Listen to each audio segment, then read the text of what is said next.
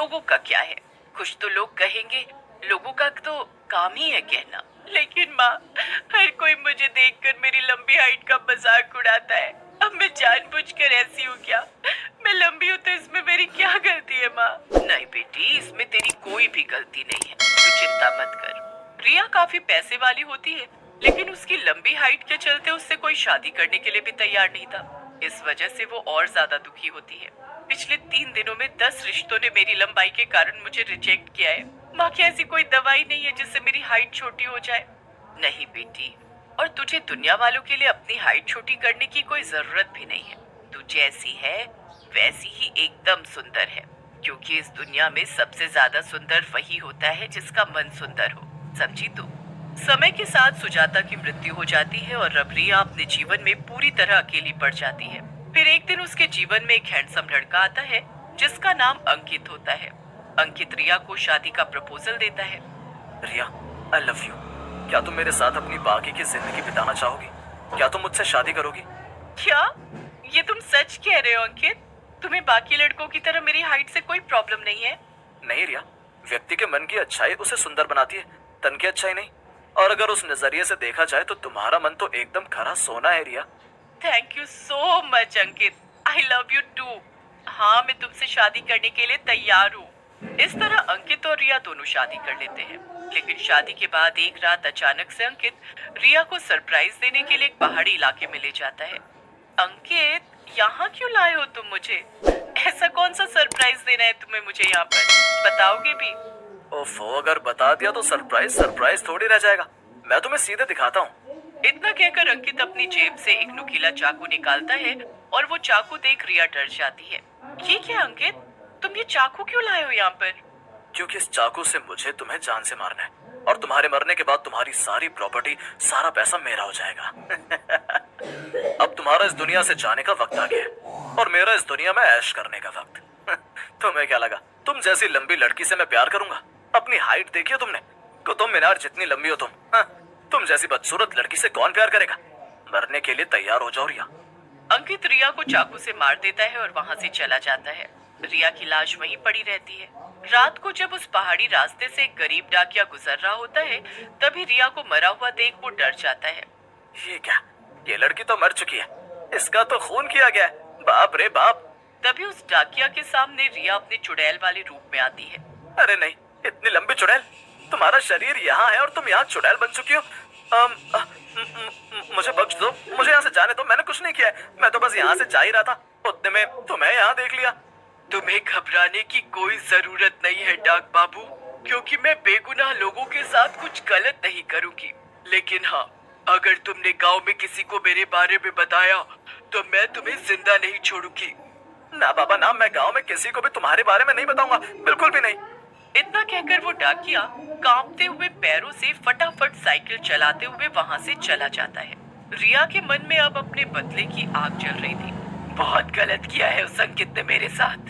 अब मैं पहले अपना बदला पूरा करूंगी और फिर इस गांव के हर उस व्यक्ति को कड़ी से कड़ी सजा दूंगी जो किसी की खामी का मजाक उड़ाकर उनका जीना दुश्वार कर देते हैं। अंकित अब रिया के पैसों से ऐशो आराम से भरा जीवन व्यतीत कर रहा होता है और वो एक महंगे क्लब में पार्टी कर रहा होता है। अबे कल्लू, ये क्या है? मेरी इस कोल्ड ड्रिंक में और बर्फ डाल, वरना मैं तेरी बंदर जैसी काली शक्ल को कोयले से भी काला बना दूंगा। सॉरी सर, अभी लाता हूँ मैं। अंकित जब थोड़ी देर बाद क्लब से बाहर आता है, तभी उसकी गाड़ी के सामने एक लंबी औरत आती है और जब वो गाड़ी से बाहर निकलता है तब चुड़ैल रिया को देख उसकी सांसें थम सी जाती हैं। बहुत मजा आया ना तुम्हें मुझे मारकर और मेरे पैसे हड़प कर। तुम पर मैंने इतना टूट विश्वास किया, लेकिन तुमने मेरे साथ ही विश्वासघात किया। अब मैं तुम्हें नहीं छोड़ूंगी। उस वेटर के काले रंग का मजाक उड़ाते हो। अरे खुद की शक्ल देखी है कभी? मुझे माफ कर दो रिया, मुझसे बहुत बड़ी गलती हो गई, पर मुझे मारना मत। मैं तुम्हें तुम्हारे पैसे फिर से लौटा देता हूँ, पर मुझे मारना मत रिया, मुझे मारना मत। नहीं, तुझ जैसे नालायक आदमी को जिंदा रखने की गलती मैं कभी नहीं करूंगी। ये ले। रिया अपनी शैतानी शक्तियों से अंकित के शरीर का सारा खून पी जाती है और फिर उसे मार देती है। अंकित को उसके किए की सजा मिल जाती है। फिर एक दिन गांव में हरिया हलवाई के पास एक मोटा आदमी काम करता है जो कि बहुत ईमानदार और मेहनती होता है। उस मोटे आदमी का नाम भूषण होता है। सेठ जी, ऐसा मत कीजिए। मुझे मेरे पैसे दे दीजिए। आपने मुझे पिछले महीने के पैसे भी नहीं दिए। ऐसा मत कीजिए। अबे ओ मोटे सांड, चल निकल यहाँ से। बहुत हुआ तेरा नाटक, जा नहीं दूंगा मैं तुझे तेरे पैसे। अब मुझे तुझे काम पर नहीं रखना है, इसीलिए तो निकल जा यहाँ से, गोलगप्पा कहीं का। लेकिन सेठ जी। अबे मोटे, क्यों दिमाग की दही कर रहा है? चल निकल यहाँ से, तुझे मैं फूटी कौड़ी भी नहीं देने वाला हूँ। हरिया भूषण को लात मारकर अपनी दुकान से बाहर निकाल देता है, जिसके बाद बेचारा भूषण वहां से दुखी होकर चला जाता है। ये सब देख चुड़ैल रिया को बहुत गुस्सा आता है और रात में दुकान बंद करते समय हरिया के रास्ते में रिया आ जाती है। कोई नहीं सुन सकता है तुम्हें। तुम जैसे मूर्ख लोग काले मोटे बौने लंबे और पता नहीं कितनी ही खामियों वाले लोगों का मजाक उड़ाकर उनके साथ गलत करते हो। लेकिन अब और नहीं, क्योंकि अब इस गांव में मैं हर उस बुरे इंसान को अपने साथ ले जाऊंगी। नहीं नहीं, मुझे माफ कर दो, मुझसे गलती हो गई, मुझे माफ कर दो लंबी चुड़ैल, मुझे माफ कर दो। रिया हरिया को घसीटते हुए अपने साथ चुड़ैल लोग ले जाती है और वहां के पिंजरे में उसे बंद कर देती है। फिर एक दिन जब रिया एक कॉलेज के पास से गुजर रही होती है, तभी वो कुछ लड़कियों को एक बौनी लड़की का मजाक उड़ाते हुए देख लेती है। अरे देखो तो, ये बौनी आई है। जल्दी से सब अपनी अपनी गर्दन नीचे की तरफ कर लो, वरना कोई इसे देख ही नहीं पाएगा।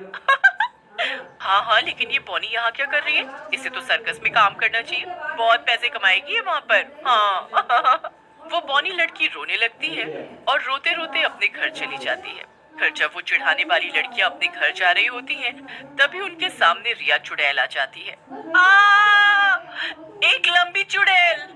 हाँ, और आज ये लंबी चुड़ैल तुम्हारी मौत बनकर तुम्हारे सामने आई है। आज मैं किसी को भी नहीं बख्शूंगी।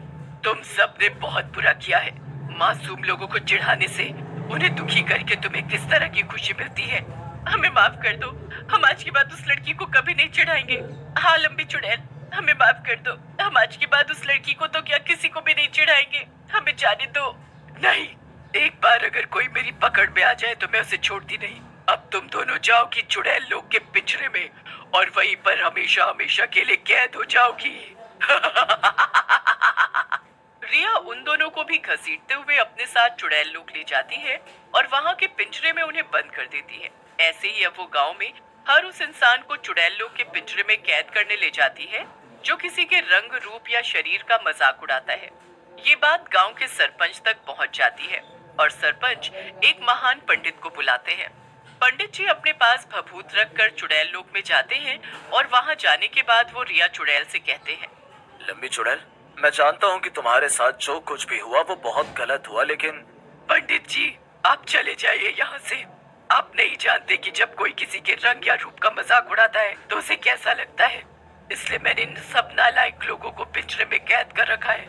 अगर सबने वादा कर दिया तो फिर मैं कभी गांव में नहीं भटकूंगी, लेकिन अगर मुझे पता चला कि किसी ने किसी को दुखी कर दिया है, उसके रूप या रंग से चिढ़ाकर, तो मैं गांव में फिर से आऊंगी। इस तरह चुड़ैल उन सभी कैद किए हुए लोगों को बाहर कर देती है